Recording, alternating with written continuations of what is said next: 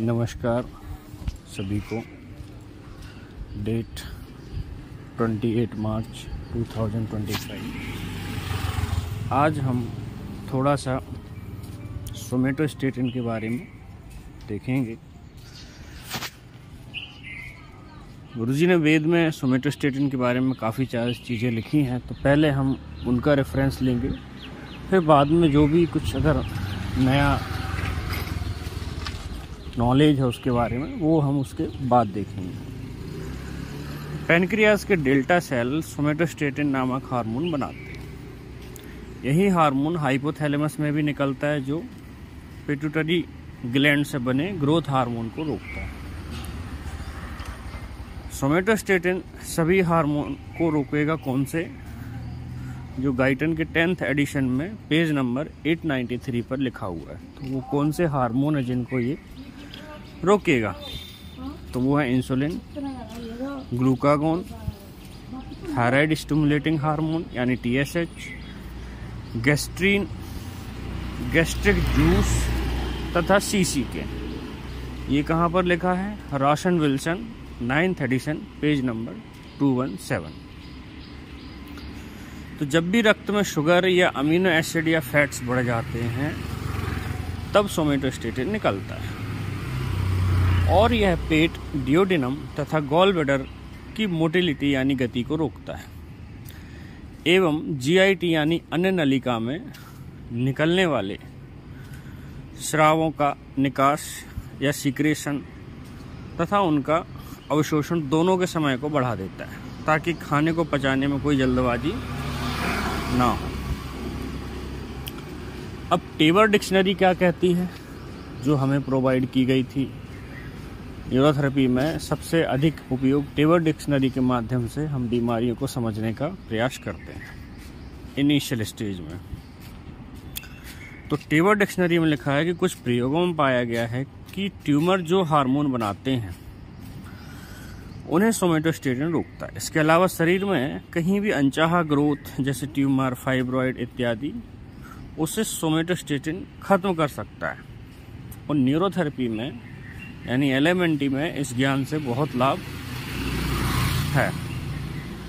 अब LMNT में हम 2-पेन से सोमेटोस्टेटिन बनाने के लिए उकसाते हैं। तो देखा गया है कि जब हम 2-पेन × 6 ट्रीटमेंट देते हैं तो लाइपोमा एवं छोटे मोटे ट्यूमर कुछ ही उपचारों में खत्म हो जाते हैं। देश भर में ऐसे अनेक पेशेंटों पर साबित हो चुका है। सो हमें यकीन हो गया है कि 2-पेन से सोमेटोस्टेटिन को उकसाया जा रहा है। इसके अलावा इसी उपचार से हम हर हार्मोन या ग्रंथि जो हाइपर यानी ज़्यादा काम कर रही उन्हें रोक सकते हैं। तो किसी भी तरह का हार्मोनल इम्बैलेंस, जिसमें कोई ग्लैंड्स अगर कोई बहुत ज़्यादा हार्मोन बना रही है तो उसे भी जो है नॉर्मल लेवल पर करने का काम ये सोमेटोस्टेटिन करेगा। अब इसमें और आगे क्या लिखते हैं?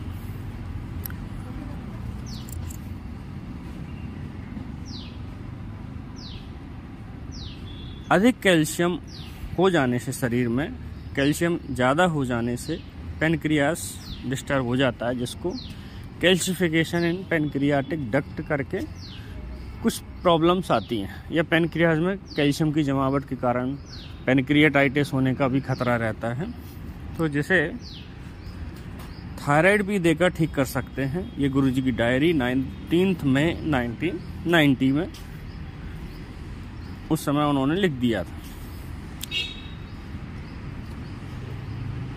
अब इससे हमें समझ में आती है कि पैनक्रियाज का कार्य कितना महत्वपूर्ण है। तो शरीर में पैनक्रियाज ही कार्बोहाइड्रेट, प्रोटीन और फैट्स को पचाने के लिए पाचक एंजाइम बनाता है। अब यहाँ पर जो बात हो रही है वो है पैनक्रियाज के एंजाइम की। तो पैनक्रियाज में जो ट्रिप्सिन, काइमोट्रिप्सिन और फैट्स को पचाने के लिए पैनक्रियाटिक लाइपेज वगैरह जो है वो एंजाइम बनाते हैं, और उन निकलने वाले केमिकलों के द्वारा जो काइम बच जाता है उसे इलियम में सोख लिया जाता है, और बाद में उसी का बनाया हुआ इंसुलिन उन सभी पोषण तत्वों को जगह जगह हर सेल तक पहुंचा देता है या ठिकाने लगाता है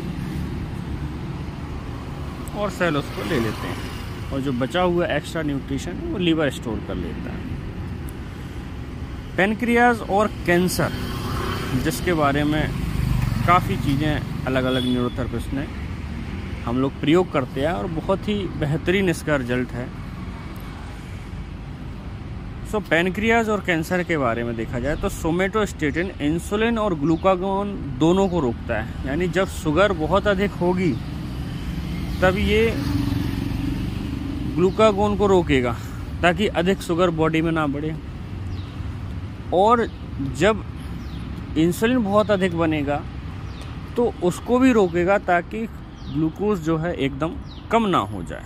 तो ये दोनों को ही रोकता है। सो 2PEN-6 के उपचार से हमें कैंसर के इलाज में उपचार करने में बहुत सहायता मिली।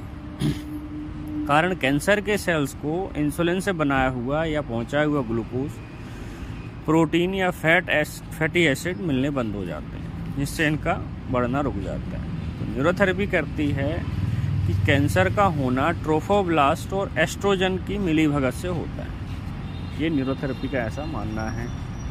इसीलिए हम कैंसर के पेशेंट को right ovary, left ovary WD नहीं देते हैं ताकि किसी भी तरह से ट्रोफोब्लास्ट को उकसाया ना जा सके, जिससे कि वो गड़बड़ी ना हो। सो हम जो है 2PEN-6 नामक अपने उपचार द्वारा सोमेटोस्टेटिन को उकसाकर ट्रोफोब्लास्ट सेल को ख़त्म कर देते हैं, और इस उपचार द्वारा जो सेल हाइपर एक्टिव हैं उनकी एक्टिविटी यानी कार्य को रोक दिया जाता है। अगर सोमेटोस्टेटिन पर्याप्त मात्रा में नहीं बना तो शरीर में फाइब्रॉइड, लाइपोमा, सिस्ट या ट्यूमर बढ़ने लगेंगे जो कैंसर का रूप धारण कर सकते हैं, या कोई ग्रंथि हाइपर हो सकती है यानी अपना हार्मोन ज़्यादा बनाने लगती है, जिससे अन्य बीमारियां या लक्षण हो सकते हैं। तो ये हमने देखा कि वेद में किस तरह गुरुजी ने सोमेटोस्टेटिन के बारे में लिखा है, जो बहुत महत्वपूर्ण है। अब अगली रिकॉर्डिंग में या अगले जब मैं दोबारा इस विषय पे डालूंगा तो उसमें हम थोड़ा सा इसके एडवांस फीचर्स के बारे में थोड़ी डिटेल में जानने को इसको प्रयास हम करेंगे। तो जब हम सिर्फ मान लीजिए हम 2PEN-6 देते हैं तो ये उस कंडीशन में आप दीजिए कि सबसे पहले हमें पेट ठीक करना है। अगर क्योंकि ये जो है हमारे डाइजेशन को स्लो कर देगा, जैसा कि हमने देखा पैनक्रियाटिक एंजाइम हो या गैस्ट्रिक म्यूकोसा के जो भी एंजाइम है, CCK, सिक्रेटिन और दूसरे जो फंक्शन हैं, तो उनको स्लो डाउन कर देता है। डाइजेशन को ये कुछ चीज़ों को इनहिबिट करता है। तो इसीलिए पहले आप पेट को ठीक कर लीजिए।